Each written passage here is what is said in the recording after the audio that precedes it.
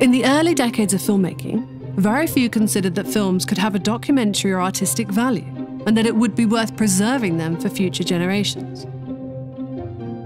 Each of these early films had only a few prints made, and these rapidly disintegrated in the course of use.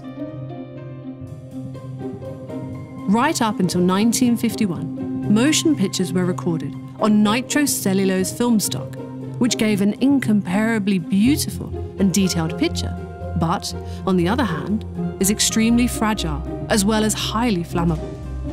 It can even ignite at 38 degrees, and it cannot be extinguished with water. Tragic cinema and storeroom fires were common internationally in the era of silent motion pictures. In the 1920s, there is even newsreel footage of an explosion and fire at a film warehouse in Budapest. The cinema fire in Solt claimed several lives.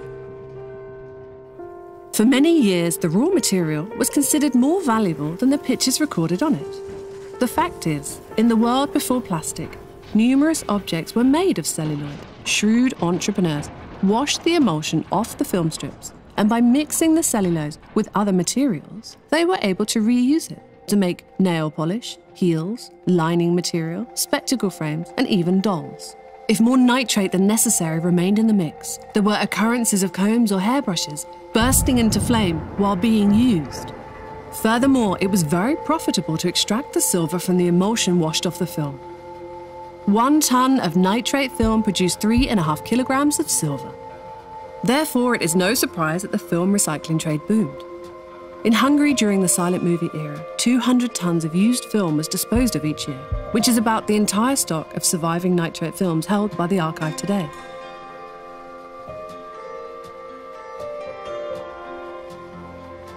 The destruction of films continued in the projection room. Quite often, projectionists themselves cut out scenes that took their fancy. Piquant parts were particularly liable to excision.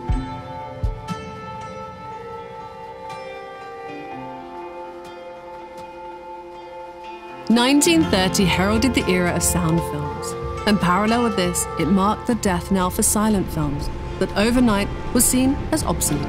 Furthermore, despite countless initiatives, there was still no archive that could preserve filmmaking memories of the past. Decision makers spent more energy on coming up with a Hungarian equivalent for the word film than in establishing a film archive. This too played a part in the eventual destruction of over 90% of the 600 silent films made in Hungary.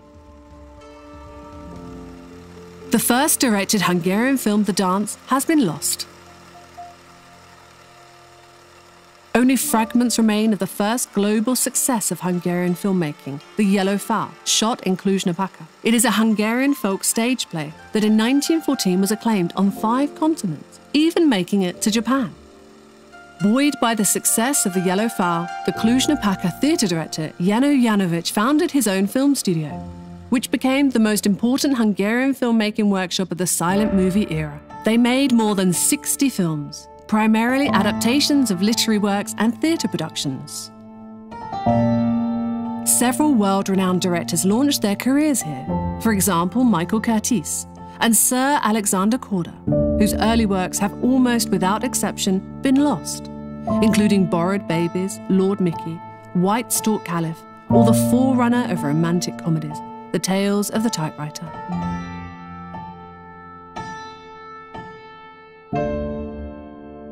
Meanwhile, in Budapest, the other hub of film production, a brand new screenplay was behind the first Hungarian time travel sci-fi film, 300-Year-Old Man. Complete with young aristocrats, including Katinka Andrassy in the lead roles. Today, all that is left of this movie is a photo album. The first film versions of popular novels by Mór Zsákai, Géza Gardoni, and Ferenc Molnár were also made around this time, but today we can only read reviews of them by critics of the day. The ban on importing films due to the First World War brought about the first heyday of Hungarian film production. Numerous production and distribution companies were established. In 1918 alone, a record 102 feature films were produced, although virtually all have been lost, as have countless newsreel and documentaries of those early days. Michael Curtiz had a hand in writing the screenplay from which the first Dracula film was made in 1921. Thus, one can say not only that Bela Lugosi, the world's most famous Dracula, is of Hungarian origin, but so too is the very first film version of the romantic vampire tale. We haven't given up hope that it will rise one day. Just like the early films shot in Hungary featuring Hungarian-born international stars Vilma Banki, Laia Deputy and Victor Varconi.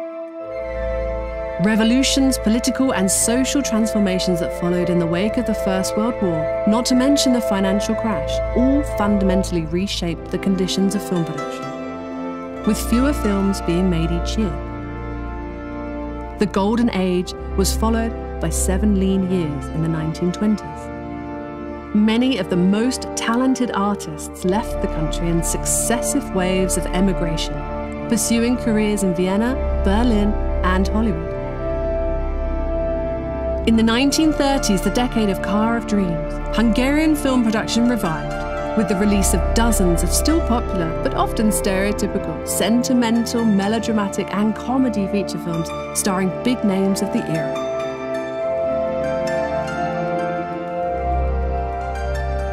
Then changing ideological and propaganda aspects served to play a part in ruining cinema once again.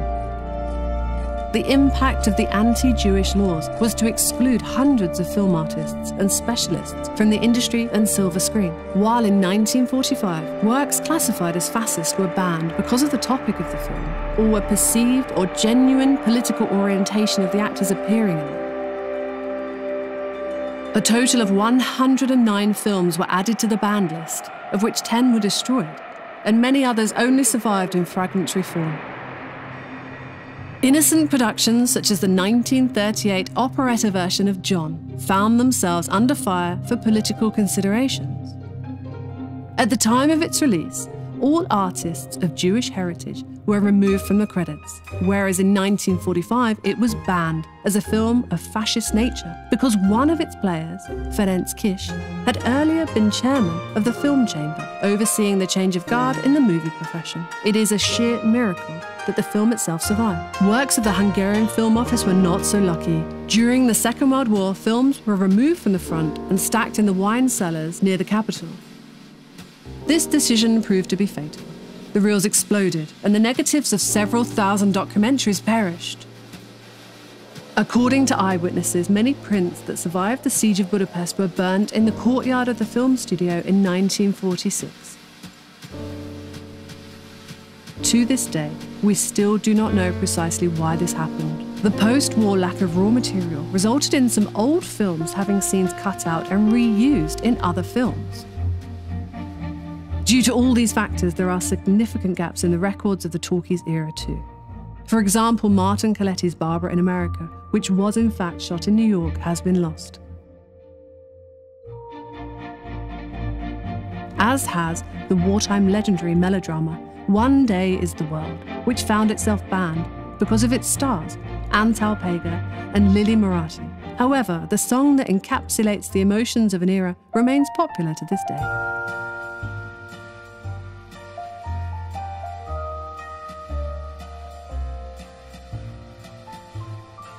The first sound film to feature Sari Fadak, Miss Isa, in which she morphs from a rural schoolteacher to Parisian singer, has gone. Only fragments remain of the You Are the Song, which transformed the young opera singer János Sadi into an idol. The appearance of fireproof plastic-based films sparked a new wave of destruction.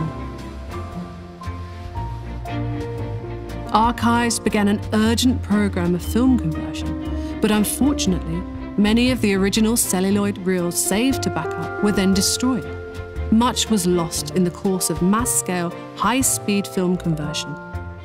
Not to mention that the quality of these copies cannot be compared to the original. But despite all this, is there still hope that lost films will one day come to life? Hungarian films were distributed across the world from the 1910s onward, so there is a real chance that many might turn up in foreign archives or bequests.